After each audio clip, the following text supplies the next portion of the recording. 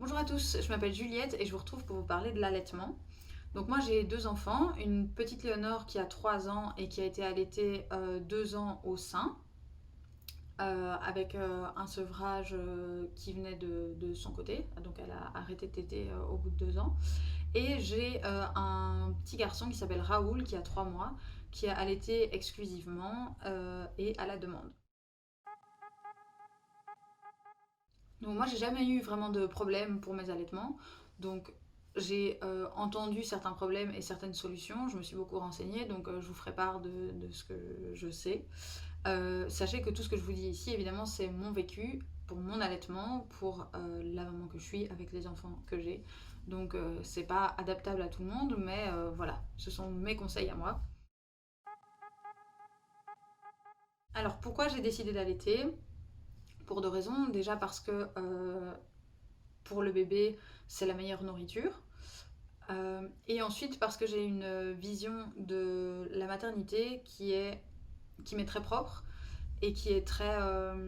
enfin voilà, que beaucoup ne partagent sûrement pas, et voilà, c'est pas grave, enfin, je veux dire, chacun a son avis, etc. Mais pour moi, la maternité commence dès la grossesse, continue avec évidemment l'accouchement. Pour moi, un accouchement auquel enfin, en tout cas où moi je veux participer le plus possible parce que ben, l'enfant il n'a pas le choix et il y participe à fond. Et donc pour moi la maternité commence aussi par le fait de l'accompagner là-dedans, mais de l'accompagner en pleine conscience, etc. Et évidemment passe par l'allaitement. Euh, je sais qu'il y a plein de mamans qui se sentent très maman en donnant le biberon, ou évidemment il y a des mamans qui adoptent, etc. Et voilà. Mais moi, pour me sentir mère, en tout cas, j'ai l'impression que j'ai besoin de passer par l'allaitement parce que c'est. Enfin, pour moi, ça fait partie de mon rôle et, euh, et voilà. Donc, c'est très propre à moi et que plein de gens ne partagent pas, ça je puisse tout à fait comprendre. Mais donc, si vous êtes plutôt pour le biberon, etc., bah, passez à une autre vidéo parce que moi, je vais parler principalement de l'allaitement et d'un allaitement. Enfin, avec le point de vue de quelqu'un qui est pro-allaitement. Donc voilà.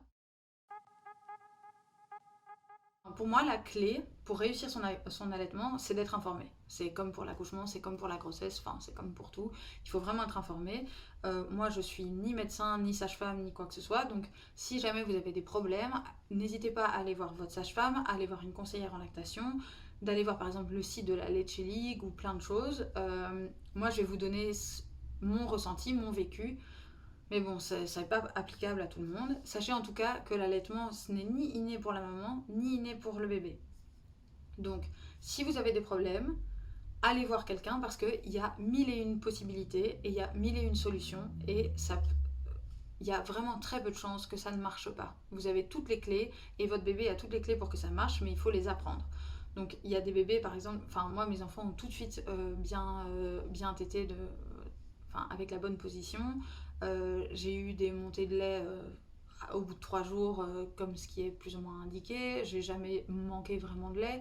Donc, euh, donc voilà, sachez qu'il y a plein de solutions avant de vous dire que ce n'est pas possible. D'abord, vous n'allez pas produire tout de suite du lait. Vous allez produire d'abord du colostrum. Et puis, au bout de 3 jours, enfin, en général, vous allez avoir votre montée de lait. Donc là, il ne faut pas paniquer. Votre enfant va soit pleurer ou en tout cas vous demander plus souvent le sein. Et c'est tout à fait normal. C'est parce qu'il va induire la montée de lait. Donc au troisième jour, vous allez voir que ça va être un peu plus difficile à gérer. Vous allez être plus fatigué et surtout vos seins vont commencer à gonfler, à tirailler un peu. En tout cas chez moi, ça a été très douloureux, parfois même plus douloureux que l'accouchement. Donc si on me l'avait dit, ça m'aurait fait plaisir. Mais donc ça peut être très douloureux, il y en a pour qui ça l'est pas, mais voilà. Ça peut être très douloureux, mais après, du coup, votre allaitement se met en route. Si c'est très douloureux, n'hésitez pas déjà à en parler à votre sage-femme. Et puis il y a des petites solutions. Donc par exemple, mettre du chaud quand vous allaitez, ça aide vraiment. Et quand vous n'allaitez pas, vous pouvez mettre du froid. Ne mettez pas du froid quand vous allez allaiter parce que ça peut euh, crisper les canaux et donc le lait va couler moins facilement. Donc c'est pour ça qu'on met plutôt chaud quand on sait qu'on va allaiter et plutôt froid quand on a fini. Maintenant je vais vous parler des bénéfices. Donc évidemment pour le bébé, c'est pour la santé du bébé, bah, c'est ce qu'il y a de mieux, pour son immunité, pour sa nutrition. Il faut savoir par exemple que si votre bébé est malade, votre lait va s'adapter et l'aide à combattre la maladie. Que votre lait s'adapte aussi, vous n'allez pas avoir le même lait pour un enfant de 3 semaines que pour un enfant de 6 mois. Voilà, votre lait s'adapte tout au long de votre allaitement. Mais pour la maman aussi, c'est très bénéfique. Par exemple, donc, quand vous mettez votre enfant au sein au départ, ça va induire des contractions pour aider votre utérus à se remettre en place et tout votre intérieur à vraiment se remettre. Évidemment, vous les avez aussi si vous ne donnez pas le sein, mais ça stimule vraiment beaucoup ça quand vous allaitez. Et aussi, à chaque fin de tétée, vous allez voir que vous allez avoir un peu un coup de barre. Et en fait, c'est normal, c'est les hormones qui se libèrent et qui vous poussent à vous reposer. Et donc, écoutez vraiment ça. Et essayez en tout cas de prendre vos siestes à la fin des tétées parce que votre sommeil est 2 fois plus réparateur qu'un sommeil normal. Donc, c'est vraiment très important et c'est vraiment très bénéfique pour la maman. Maintenant, je vais vous parler de à quoi s'attendre, parce que c'est pas toujours tout rose et ça peut être difficile psychologiquement et physiquement. Psychologiquement, d'abord parce que vous êtes seul à pouvoir faire cet allaitement. C'est-à-dire que vous pouvez pas à un moment donné dire oh j'en ai ma claque, vas-y prends le relais. C'est pas possible, vous êtes la seule à pouvoir le faire. Et donc ça peut vraiment être très difficile à vivre pour certaines, surtout que ça peut paraître long, 6 mois avant qu'on commence la diversification menée par l'enfant, enfin la diversification alimentaire comme vous voulez. Euh, Bon, évidemment, il peut y avoir le tir-allaitement, le biberon, etc. Mais voilà, ça peut paraître difficile, ça peut paraître être pesant. Donc, entourez-vous des bonnes personnes. Parlez-en à votre compagnon, parlez-en à votre sage-femme, à une conseillère en lactation, etc. Parce qu'il faut vraiment être soutenu. Parce que c'est important ce que vous faites, il faut que vous le sachiez, mais du coup ça peut être dur psychologiquement, il faut le savoir à l'avance et s'y préparer. Ça peut aussi être dur physiquement, parce qu'évidemment, vous venez de 9 mois de grossesse, vous venez d'un accouchement, et en plus, là maintenant, vous nourrissez un être humain, donc ça peut vraiment être dur physiquement. Pour moi, le fait que ce soit dur physiquement et que vous vous sentiez fatigué, c'est naturel en fait, et il faut vous y préparer. Je sais qu'il y a beaucoup de gens qui vont vous dire ah, mais si t'es trop fatigué, bah, t'as qu'à arrêter l'allaitement et voilà, c'est pas grave. Pour moi, c'est un peu penser à l'envers en fait. Si vous êtes fatigué, reposez-vous et ce qui va vous permettre de continuer votre allaitement. C'est votre corps qui vous dit en fait il faut vous reposer et c'est naturel je pense pour aussi que vous preniez le même rythme que votre enfant. Et donc pour moi c'est tout à fait naturel de se sentir fatigué et c'est normal et donc respectez ça. Maintenant, je vais vous parler de mes conseils. Donc, mon premier conseil, ce serait d'avoir vraiment confiance en vous, comme pour l'accouchement, etc. Mais même si l'accouchement s'est pas forcément passé comme vous le vouliez, ou même pas bien passé du tout, ayez confiance dans le fait que vous pouvez le faire. Et ayez aussi des gens autour de vous qui vous soutiennent, que ce soit le corps médical ou votre compagnon, ou enfin bref, en tout cas entourez-vous de gens qui vous soutiennent. Et aussi donnez de la valeur à ce que vous faites. Dites-vous que ce que vous faites, c'est vraiment exceptionnel. Vous avez donné la vie et maintenant vous permettez à votre enfant de vivre, de continuer à vivre, de grandir. Enfin, c'est vraiment exceptionnel ce que vous faites. Et tous les gens qui vous disent ah mais t'es en congé maternité, c'est vraiment comme si c'était des vacances, etc. Ne les écoutez pas, éloignez-vous de ces gens et pensez vraiment que ce que vous faites, c'est vraiment fou, c'est fou et ça a vraiment beaucoup de valeur pour votre enfant. Donc sachez-le et dites-le vous et entourez-vous de gens qui vous disent la même chose. Aussi, écoutez-vous au niveau du sommeil, au niveau de l'alimentation.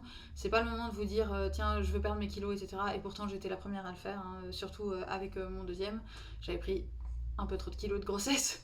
Et ma première envie, c'était vraiment de perdre du poids, etc. Mais écoutez votre corps et si vous avez faim, mangez. C'est vraiment très important. Par contre, par rapport à ça, faites quand même attention à ce que vous mangez et regardez par rapport à comment votre enfant réagit.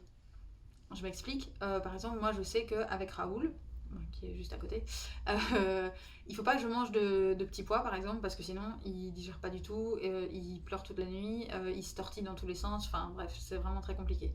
Je sais par exemple que les choux, ben, j'évite les choux, j'évite par exemple aussi tout ce qui est poireaux, oignons crus, etc. Donc voilà, regardez comment votre enfant réagit. Si par exemple vous mangez énormément de laitage à un moment donné, et que vous voyez que votre enfant réagit super mal, ben, vous savez que voilà, il faut faire plus ou moins attention à tel ou tel aliment, etc. Donc maintenant, je vais vous parler de si jamais vous avez des problèmes. Donc si jamais vous avez des problèmes, d'abord regardez si la position de votre bébé est correcte, c'est-à-dire donc qu'il prend bien tout le mamelon, donc pas juste le téton, mais vraiment tout le mamelon avec sa bouche, comme ça. Regardez bien que la tête, les épaules et les hanches soient alignées et que la tête soit pas trop vers le haut ou trop vers le bas. Évidemment, si tout se passe bien, vous commencez pas à tout mesurer, etc. Si ça se passe bien, ça se passe bien. D'ailleurs, il y a des... Enfin, plus tard, vous allez voir que votre bébé, il va téter un peu n'importe comment et ça marchera tout aussi bien. Mais donc, si ça va bien, ne vous posez pas de questions. Mais si jamais vous rencontrez des problèmes, vérifiez bien la position. Vous pouvez aussi d'ailleurs varier les positions si vous avez des douleurs à certains endroits. Vous pouvez soit donc allaiter en madone, ce qu'on connaît tous, soit allaiter en ballon de rugby, donc avec la tête qui est là et le corps qui part plus vers l'arrière, soit aussi allongé, couché. Et si vous commencez à avoir des douleurs à certains endroits, variez les positions pour que le sein soit stimulé un peu de partout. Du coup, n'hésitez pas aussi à aller voir les sages-femmes, les conseillères en lactation, etc. Mais aussi à aller voir un kiné, parce que parfois, pendant l'accouchement, il y a eu des faux mouvements, etc. au niveau du bébé. Parfois, par exemple, il a du mal à tourner sa tête d'un côté ou plus de l'autre, et donc il va mieux téter d'un côté que de l'autre, ou avoir du mal, ou même vérifier aussi, par exemple, que votre bébé n'a pas un problème de frein. Donc bref, il y a plein de choses que vous pouvez voir. Sachez par exemple que le manque de lait, ça n'existe pas. Les femmes, enfin, je pense que c'est la Lèche League sur le site de la Lèche League que j'avais vu ça. Mais donc les femmes qui sont concernées par un manque de lait ne concernent que 0,1% des femmes. C'est vraiment, enfin c'est rien du tout quoi. Donc avant de vous dire que vous manquez de lait, allez vraiment vérifier toutes les autres possibilités. Et aussi penser au pic de croissance. Si jamais votre bébé réclame vraiment beaucoup plus souvent, etc., sachez donc qu'il y a des pics de croissance. Je pense que c'est à 3, 6, enfin au troisième jour, au sixième jour, troisième semaine, sixième semaine, neuvième semaine, enfin bref. Moi je regarde un peu tous les 3, 6, 9. Et si votre bébé demande beaucoup plus, pleure beaucoup plus et réclame beaucoup plus, pensez parfois que ça peut être un pic de croissance et donc que ça va juste passer et que c'est normal. Alors moi maintenant je vais vous conseiller certaines choses à avoir ou pas. Par exemple les coussinets d'allaitement, donc ça moi je trouve ça vraiment très utile pour pas avoir des auréoles etc. au début. Mais moi déjà je les ai pris lavables, comme ça bah, voilà je les lave, j'en ai je pense, je sais pas je dirais 4-5 paires max. Je les lave régulièrement en même temps que les couches lavables et voilà et ça se passe bien. Je sais aussi qu'il y a des coquillages donc, que vous pouvez mettre. D'ailleurs, par exemple, si vous avez des crevasses ou ce genre de choses, sachez que le lait maternel, ça aide énormément. Donc vous pouvez par exemple en mettre sur un coussinet ou même l'appliquer directement et puis attendre. La lanoline aide aussi beaucoup d'ailleurs pour ça. Mais donc ces coquillages d'allaitement, vous pouvez donc mettre un peu de lait et les placer et alors apparemment ça aide beaucoup. Les soutiens-gorge d'allaitement, ça c'est vraiment le must du must. Mais prenez-en des bons. Moi j'ai commencé, enfin en tout cas moi j'ai une forte poitrine donc en plus qui prend du volume avec l'allaitement. Donc au départ je me souviens que pour ma première grossesse j'avais pris un peu des premiers prix chez H&M ou je sais pas quoi, mais qui soutenaient vraiment pas très bien et c'était vraiment désagréable. Cette fois-ci j'ai investi et franchement ça change la vie. Donc n'hésitez pas à investir dans des soutiens-gorge d'allaitement. Mais pensez, ne les achetez pas trop tôt parce que pensez que vous allez prendre des tailles. Donc voilà. Qu'est-ce que j'ai d'autre? Ah oui, les hauts d'allaitement. Alors c'est pas mal pratique, surtout si vous n'avez pas forcément envie qu'on voit votre ventre, etc. Après l'accouchement. Moi je m'en fous personnellement, enfin je lève souvent comme ça et voilà. Mais ça peut être pratique par exemple quand il commence à faire froid. Si vous avez plusieurs couches à retrousser, vous avez vite une grosse boule de vêtements, là c'est pas très pratique. Tandis que si vous devez juste soulever votre pull et baisser le truc, bah, c'est quand même beaucoup plus pratique. Donc bon, c'est pas mal non plus. Ce qui est très utile en tout cas pour moi, c'est les alaises. Donc après vous les mettez dans votre lit. Ça vous évite de devoir porter un soutien-gorge pendant que vous dormez. Parce que moi, en tout cas personnellement, moi j'aime pas du tout ça. Et donc du coup, si jamais vous fuitez pendant la nuit, bah, c'est sur la laise et vous ne devez pas à chaque fois changer tous vos draps. Et aussi, si vous allez être couché, bah, vous pouvez mettre votre enfant dessus, allaiter, et si jamais bah, ça coule un petit peu de sa bouche, etc., bah, c'est sur la laise, et vous ne devez pas de nouveau à chaque fois changer vos draps. Donc ça, c'est vraiment pas mal. Des tétras aussi, donc les carrés de tissu, là, de toute façon, ayez-en un maximum. Donc moi je sais que par exemple, quand j'allais pendant la nuit, sachez que par exemple quand vous stimulez un sein, bah, l'autre est un petit peu stimulé aussi, et donc parfois bah, il y a quelques gouttes qui sortent, bah, pouf, je mets un tétra, et puis voilà. Si jamais votre enfant glaite un petit peu, bah, vous avez le tétra, etc. C'est vraiment très pratique. Le coussin d'allaitement, moi ça m'a été utile pour mon premier allaitement parce que bah, pour être sûre d'être bien mise, etc., pour être bien confortable, c'était assez important. Mais maintenant j'allaite un peu. Enfin voilà, surtout que Raoul il tète assez vite, 10-15 minutes, donc ça passe assez vite. Donc je tète un peu n'importe où. Si jamais ça dure un peu trop longtemps, pouf, je mets un coussin ou quoi, mais je n'utilise jamais mon coussin d'allaitement. Donc bon voilà, ça c'est vraiment en fonction de votre besoin. Et le tire-lait, ça c'est vraiment, est-ce que vous allez décider de faire du tire-allaitement ou pas? C'est propre à chacun. Moi, je ne l'ai pas beaucoup utilisé parce que pour moi c'était assez compliqué, mais on en reparlera après. Mais donc voilà, si jamais vous en avez besoin. Et alors par contre, ce qui est très utile, c'est un cododo. Donc soit vous faites cododo dans votre lit, bon évidemment avec toutes les précautions nécessaires. Soit vous avez donc les petits lits qu'on colle, et ça c'est vraiment très pratique plutôt que de se lever, devoir aller chercher l'enfant à l'autre bout et puis revenir. Enfin bref, pour moi c'est très très pratique.